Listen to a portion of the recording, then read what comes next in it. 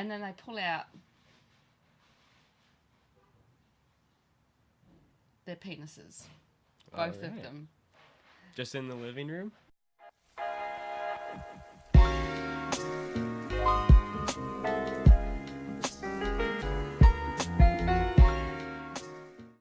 right, guys, welcome back to the On Cloud 9 podcast. This is episode 8, and today with me is my homie Beks. Hello. She is a super host Airbnb. Yes. Lifesaver, amazing person in general, and just loads of fun to talk to. So let's hear what she's all about. Well, I met Hunter perhaps 3 years ago. He came to stay with me, and we've had quite a bit of adventure. Yeah, in the last 3 years. it's been nuts. And proud to say that he's my friend, and he's listened to many of my stories. So many. I couldn't even count how many. And I mean, but you have so many crazy stories. That's the whole point. You live at this place that has so many people rotating through it that you're bound to get some weirdos. I mean... Yeah, I've had some weirdos. I mean, you had guests just leave an entire jar of shake here. I know. I've also been propositioned. Putting the phone down. Yeah. What was the last one was the magician. Oh, yeah? I don't know if I've heard about the magician. So I went to, I don't go out very much, and I met this physician and this magician, and he offered to do my upstairs floors. Thanks. All right. He said it's $2,000, or you can sleep with me and do it for free. Damn. Hollywood. That's just some weird ass shit. I didn't do it. Good on you. I mean, yeah, you've had people. I got camping in your driveway at one point. That's true. Yeah. And you had somebody steal your identity. Yeah. Right. Yeah. I did. That's crazy.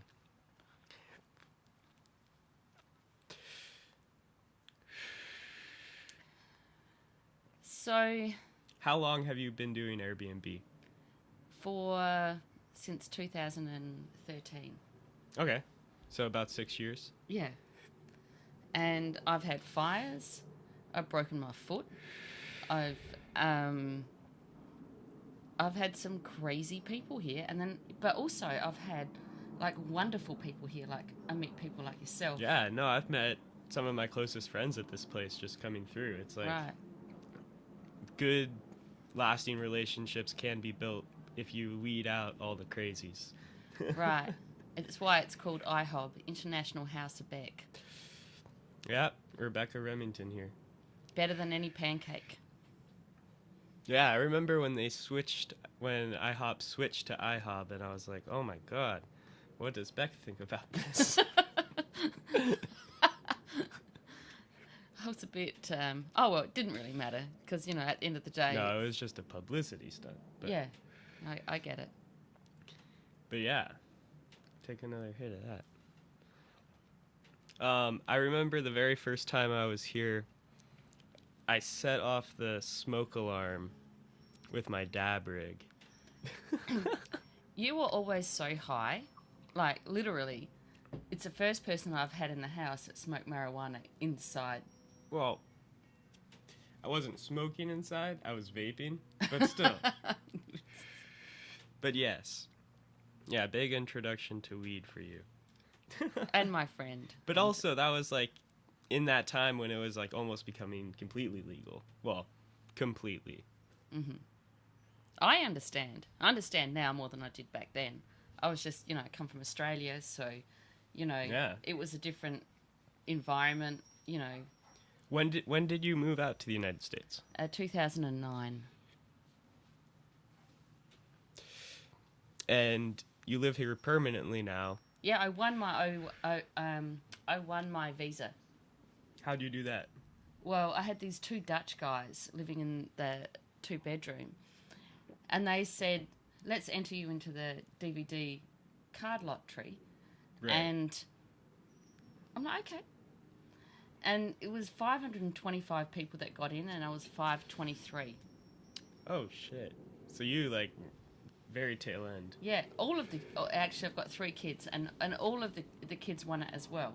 Oh, shit. So your entire... My entire family won entire it. family. Yeah, shit. So that was really cool. But it's still a process. Right. You know. I mean, it's crazy how many rooms you have on this, like, property. Airbnb-wise, you got, what, five different living spaces? I've got the Zen Den, I've got the 2-bedroom, and I've got 3 rooms inside, and I live in the attic. And then, Well, no, I'll just say, like, Hunter has been a regular person at my house. Like, it's not always that you make friends with someone, but he's just such a kind, generous, natured guy, and he gives the best hugs. I've had a lot of people tell me that, actually. Yeah, you're good at hugs. My grandma loves my hugs. Yeah, and so she should. Grandmothers need hugs all the time. Trying to get my grandma on this podcast, actually. She'll be guest number 420. 420? I don't know. She's going to be a 420 grandma? Oh, no, my grandma's all 420. Yeah, yeah, my family is very weed over alcohol oriented. Right, I think that's a good thing. Yeah. Oh, look at this. Yeah, well... It's your my Joker card. Joker card. Well, this is a funny story. This is an Airbnb guest story. So he left me this card. It's terrible, actually. He left me the card. One of your guests. One of my guests left me the card. But I was so shocked when he arrived because within 15 seconds, he pulls out a gun. Did I tell you this story? I think so. Right. But go on. He pulls out a gun and I'm like, oh! And I've got guests here and, you know, whatever. And he goes, oh, sorry, I'll just give you the chamber. Should I go and get the chamber and show you? No. Nah. No. So he goes, you can have that so you know that I'm not using it. And I was really judgmental. Like, I'm not normally, right. But, like, I was like, when can you leave? And it wasn't just him, right? It was a group of people? Yeah, it was like 4 of them. Yeah. And they're all tattooed and they had stories and and I'm sitting out here with a couple of other guests and, you know, they're doing like, I don't know what they were doing actually. Because, right. like, it was weird, the 4 of them staying in one room, which is, you know, really for 2 people. But they're all there, and he's a clothes designer for celebrities. Okay, shit. Like, So, can you say who? Do you know? well, I know who, but, like, because I haven't got permission to... Oh, yeah. You guys don't get to know. Sorry. Shit sucks. But he was such a gentle-natured soul and really, really nice. Right. And he looked after everybody. He cleaned the rooms, and you know, he left me the porn cards, the Joker porn cards, and expensive jackets, and this weed. Oh yeah. I mean, just goes to show you can't judge everybody by the way they look or if they pull out a gun right away. I mean. I know, but you know, the funniest thing was, I got to tell you, the funniest thing was, I'm sitting in the room and like, I've really gotten to know them, right? We're watching TV, we all fall asleep, he falls asleep on my ass, and then he quickly gets up and he's like, I'm sorry. I'm like, okay, no worries. Okay. We're all getting along very well at this point because, you know, like I've come back with the land of no judgments. Right. And he goes, thank you so much, blah, blah, blah. And then they pull out their penises, both of them. Just in the living room? in the bedroom. Oh. One's got a tattooed dagger of it on it, and Oh the my other God. one's got a tattoo of a cross on it. So they came with guns and they left with daggers. Oh, that's painful. Just But even thinking about that. I know, it was just Oh, God. they were, Shit. they said they were showers, not growers, not showers. I don't know. It wasn't any of my concern. So I wasn't your first introduction to weed, was I? No, I didn't know about it at all. I wish I had, because I had allergic problems to my legs when I first got here. And if I'd taken weed instead of, the local things, or in the end, it worked out that it was Like the prescriptions and Yeah. stuff. Yeah. In the end, it worked out that it was the food that was giving me the problems. Interesting. Yeah, the food here, they You've had a lot of problems with your legs. I You've know. broken your foot. How'd you break your foot? Well, you know the story, right? To be honest, you've told me and I forgot it. I didn't sleep for 3 or 4 days, is what happened. And I jumped like 6 fences with a broken foot. So why were you jumping 6 fences? Because I hadn't gone to sleep. Like I was, You were just overthinking. literally yeah, tripping yeah, from not sleeping. yeah. So don't sleep, or don't not sleep for 3 days, because you might jump 6 fences and break your foot. That's, Moral of that story. yeah. I just think, like moving over here and getting divorced and having 2 kids there and 1 kid here, I was probably like a little stressed. Yeah, probably. I had to sell 5 houses. Shit. All through the Australian consulate upstairs in Beverly Hills. It's been a journey. But, Now you're here. yeah, I know. My oldest daughter, she's 20. She came over, Yeah, not too long ago, right? yeah, I sent her off to the airport on Sunday. Yeah. So it's 4 or 5 days, but we face talk and stuff like that. So Yeah. When was the last time you went back to Australia since you got here? 2010. I reckon it's February. Didn't you get here in 2009 though? So that was just a year after you got Yeah, here. yeah, but And you haven't been back since? No. Are you any plans to go back? Well, I get worried because of the immigration laws. Okay. And, I've got a house here and stuff like that. So I don't want to, jump country and then find that I can't get back in. And my Yeah. daughter has got her whole life here as well. The youngest one Right. turned 14 last week. Damn. And she has a boyfriend. He's black. Takes after her mom. Just stating No, it as I see can I it. just say I did date a Syrian guy 2 days ago. I wasn't there. 2 days ago. He was so pretty and so nice. Yeah, he was just, adorable. I can't even tell you. No judgments, as I'm saying. Whew. You can't take all that in? I'm just laughing and coughing over the smoke. Oh my god. You always get me at the most inopportune times. I'll be drinking something or smoking something, and then you just make me fucking crack up and I start coughing and choking and shit like that. Oh my We do God. get along really well. He's kind of so I've got a son called Jet. He's kind of like my pseudo son. Right? Mhm. Yeah. Yeah. I mean, Accidentally. yeah, pretty much. I mean, the first time I stayed here was for 3 weeks. I remember that. And I was working, so I was never here. I would be leaving at 5 or 6 in the morning and then getting home at 9 o'clock at night. And I would come out here and smoke some weed and then go inside and take some dabs and go to sleep and then wake up and take some dabs and go to work. And it would just be that cycle. But I came back when I went to New Mexico, and then I came back the second time.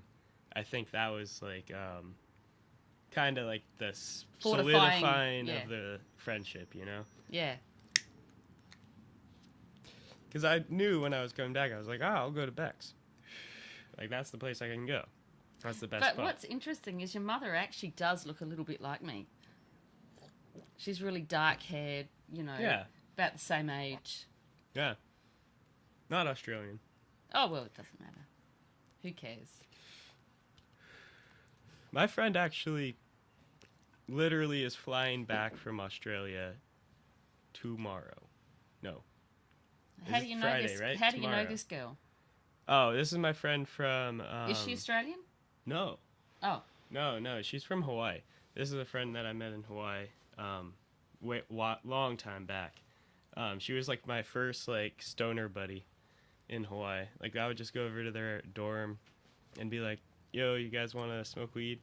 And they would be like, well, we got homework. And I'd be like, it's cool. I'll just go in the corner and take bong rip. They had a 6-foot bong. So... And I would literally just go in the corner of their room and take bong rips, and then like 25 minutes later, they would be over there with me taking bong rips. I probably wasn't helpful to people at school because I didn't go to school. Well, they were all in college doing shit, and I was just working. So when I came over, I had no responsibilities or anything. I just came to hang out. I think that's your factor in life is like you're the chill buddy. I'm very chill. Yeah, so my main essence is I have a chill factor as well. So I just had to understand the younger generation that they have a chill factor and I have a chill factor. I'm just older. It's so true though. Like the friends that I have now, and the friends that I have and haven't talked to in a while, anyone that's like a good friend of mine has like this level of like, they don't get stressed out about things, or if they do, they know how to handle it. Like, right. You're not dealing with drama all the time and shit like that. Like, it's not my style. You know, it sounds like a you problem. I think so too. Like, don't get me wrapped up in that. No drama. Yeah, I get it. And you know, you being so much younger than me, it's always been part of my life to be chill. And then when people come along and they're not chill, I didn't know really how to handle it. And you know how to handle it from a much earlier age. It's like... I don't know how I learned that, but yeah. Yeah, you know, you have that. No, it's very true. I mean, I had such a fucking stressful job, but like I didn't let it stress me out. Right. Like I would watch all my coworkers, like all my close, like people doing the same job as me, and they would just be like, a lot of them are really fucking stressed out, you know, but I'd find the few that just like were like me and we would just get along. But there's not many in that industry of like fucking TV shows and shit. PA production. Oh my god, yeah, everyone's so stressed out. Those reality TV shows drive me nuts. And I've never done that. Well, they're so aggressive. But the people make them aggressive because they push them, right? And they're pushing the TV stars and whatnot. So, you know, I guess it's family grounding. Like you've got good family grounding. You've got a good mum. Interesting childhood, but yeah, my parents are fucking amazing. Yeah. Shout out to my parents. Shout out to his parents. Thank you for lending me your son.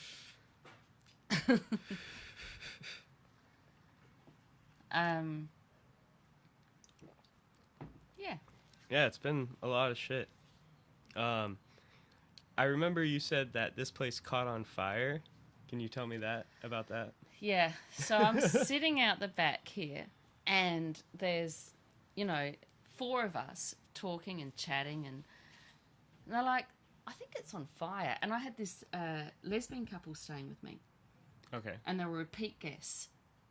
So they're like, Beck, your house is on fire. And then I had Adrian, who was asleep in my office with in like a bed, and somebody had flicked a cigarette into the dumpster next door, and the whole place went on fire. Fuck. And so I get out there with a hose. I clear that. Well, first of all, I clear the house out. Right. There's Get 13. get everybody. Yeah, there's 13 people here. I just shove them all in the front yard, and like the first thing I go for is my daughter, right? Because it's my child, and Adrian, he's like sitting by the side fence, and I start to get a hose out, and I've got the other 3 guests running around with fire hydrants. Right. Putting things what they can out, but I've got a hose. I'm like hosing. The first thing you do when your house is on fire is hose down the roof so it doesn't jump. Right. So, I got my friend out. I lost some hair. I have the burn mark where because it was all in purple and orange silk, so the whole back thing went up. Jesus Christ. And the great thing is nobody died. And I won the Airbnb Love Award out of 2.5 million people for getting them out.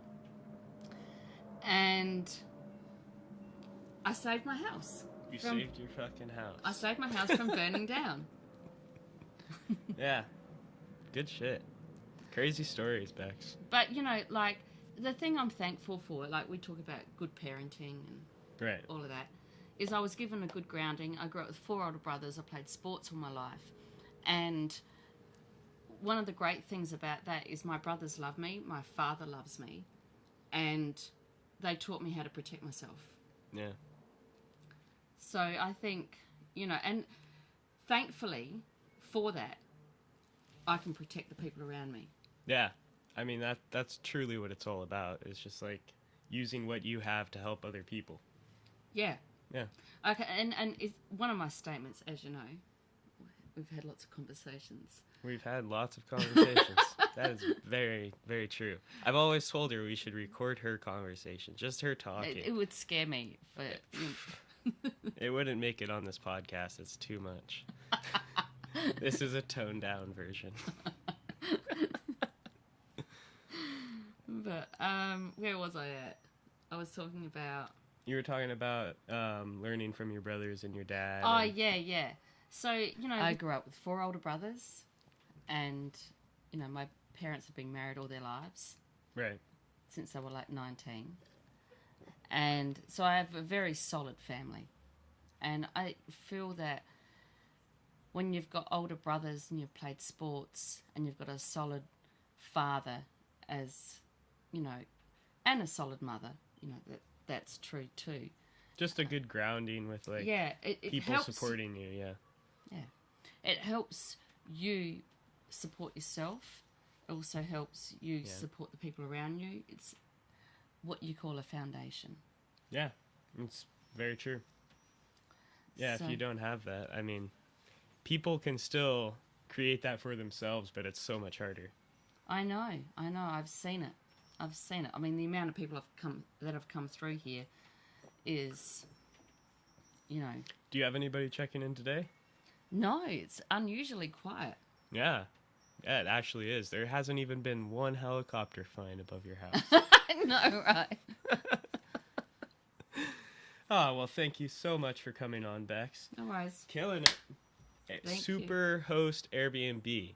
Check her out if you're in LA. Dope spot. Come to the IHOB. Thank you. Actually, it's over there. IHOB. It is. Peace. Get on my cloud.